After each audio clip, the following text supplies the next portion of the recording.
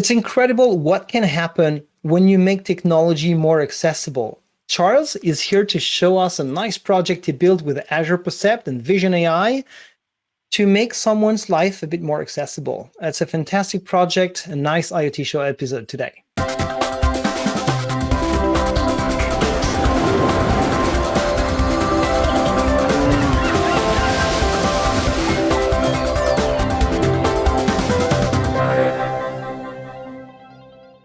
Hi everyone, this is the IoT Show. I'm Olivier, your host. Hope you are having a great summer. Today we have Charles with us to discuss what can happen when technology becomes more accessible. Charles, how are you today? I'm doing great. Thanks for having me here, Olivier. Well, thanks for coming and thanks for working on the projects we're going to talk about today, because I think they are fantastic. They're using technology to make our world a better place for others. So that's fantastic. You'll see what I'm talking about here. So Charles, before we get into that, can you give us a little background about yourself? Who are you? What is your day-to-day job and passion and whatnot? Yeah, so I don't come from it from an angle like I think most people got to the Percept, right? So I was a systems engineer, a project manager, and then I really got involved with Power BI and business intelligence. And I love the visualizations, and I saw the output side that were just so beautiful. And then I got into the data modeling, which opened up a whole new world for me. But the biggest thing I was concerned about was when I started looking at all this data and it was really, really dirty. And I was like, there must be a better way to collect data, because we're collecting data and it's just being stored away. I was like, I was curious, can we make data more meaningful at the point where we collect it, right? And then along came the Azure Percept with Edge Intelligence, which I didn't really know a lot about before, and that fulfilled that dream for me, and that curiosity I had of how do we get data to be more meaningful and to analyze it before we store it. Yeah, that's interesting. So you're not at all an embedded or IoT developer to begin with, right? You're just looking at the data. So you got your hands on an Azure Percept device, right? Lucky you. Some people out there are looking for that. And so you're kind enough to share, what you're building with that. So I think you have blog posts going on Tech Community and other places. So that's fantastic. What were your first impressions, when starting working with the Azure Percept device and the technologies behind, connecting that device to the cloud and bringing workloads from the cloud down to the edge? Is it something that you had difficulty grasping, understanding, getting onto? Yeah, when I first started, it was, I think when we all first log into Azure, it's overwhelming. There's so many resources. And what I discovered quickly about the Percept was it integrated so many pieces in Azure. For example, IoT Hub, there's the Edge runtime, there's custom vision. There are all these things that were isolated and there were learning curves too. And the Percept just made it so easy. I think we were discussing the other day, it takes me just a few clicks now to custom train something and deploy it, right? Which makes it so easy for me to prototype and take action and move on projects.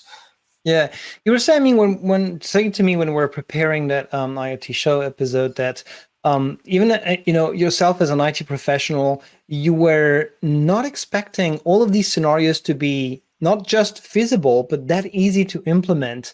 Are there a couple of technology or scenarios that you didn't think were possible or easy to implement that Azure Percept made easier for you? Oh my gosh. So yeah, I think every day I come up with applications now.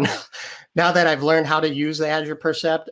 For example, I was going on a road trip out west, and I was like, well, I should take the Percept with me and mount it to the front of my dashboard and just watch cars and traffic lights. And it was so amazing because I never thought that was possible. It was just dreams, big companies and other people were doing this. And I was like, I'll never get there because I don't know how to code, and I don't know, some of the languages and stuff. But this just made it possible. And we had discussed too, it's like every day I wake up now and I try something new. It's like, oh, I should go outside and watch birds with this, or watch traffic. Or I actually went out to Montana and there was a garden, and I was like, I'll just watch weeds and detect plants one day. So there's so many applications that are possible with the Percept. Yeah.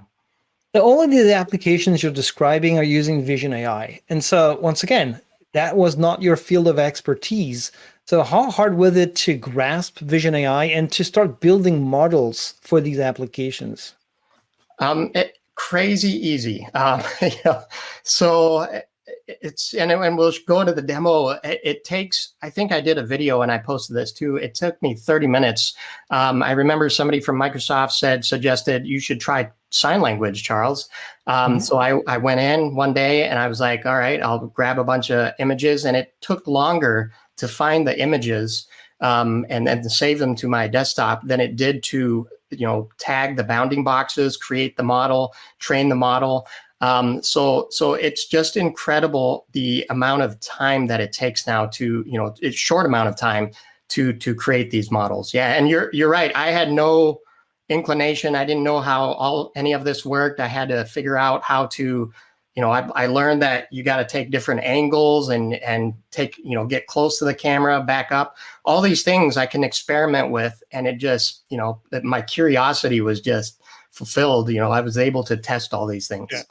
And interestingly, you say that no coding. You didn't have to code. You're not a developer, so you basically just intuitively, I would say, or reading some docs, whatever, able to understand how to train a model based on photos, right? Say, hey, this is something which shows that sign. This one shows that sign. But so with the tools that we have, and people will discover that if they're not familiar, as you were saying, it's pretty straightforward.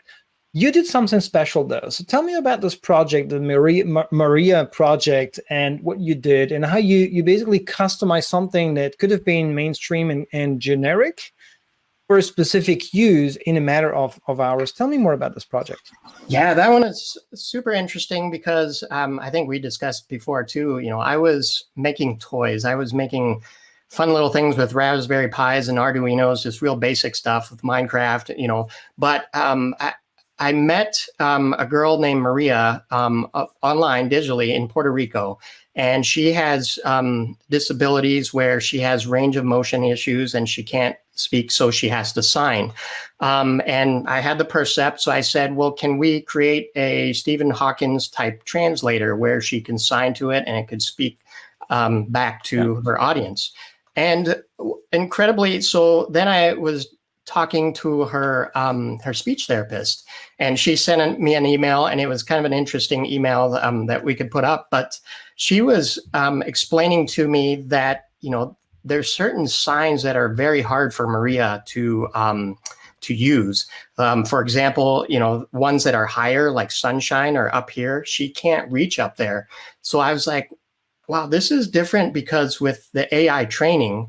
With the AI training, I could now customize the sign language. I could, take that sign and move it down here.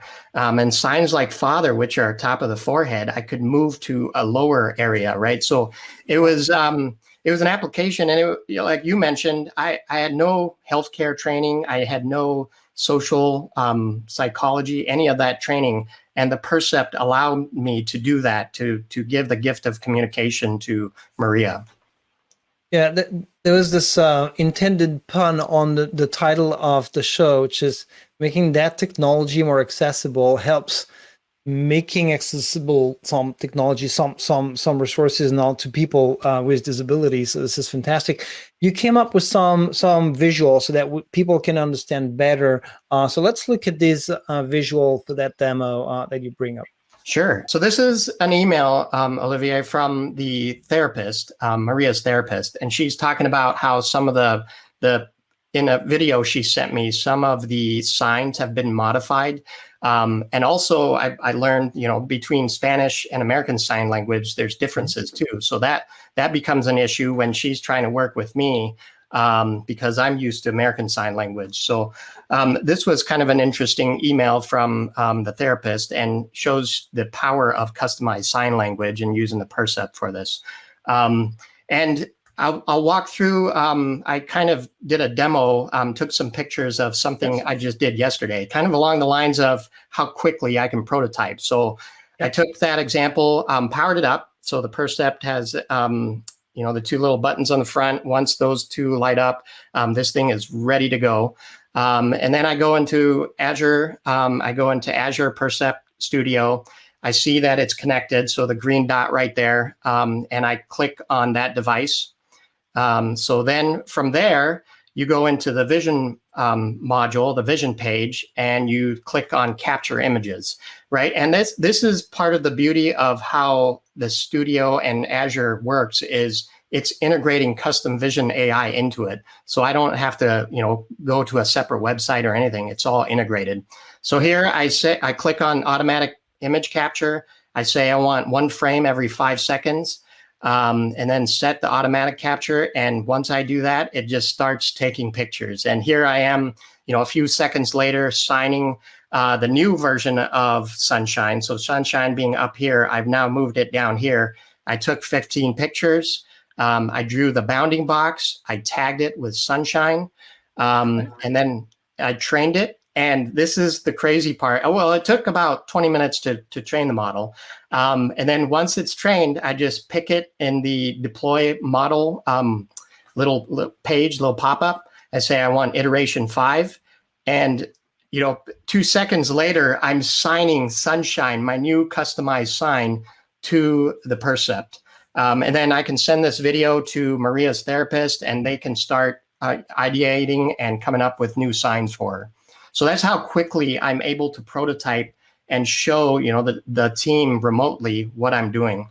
Wow. And you say prototype, but at the end of the day, it would be pretty straightforward to build a solution that will allow a speech therapist, for example, for their various patients to customize a device for them to have their own way of signing that would be universally understood by everyone, right?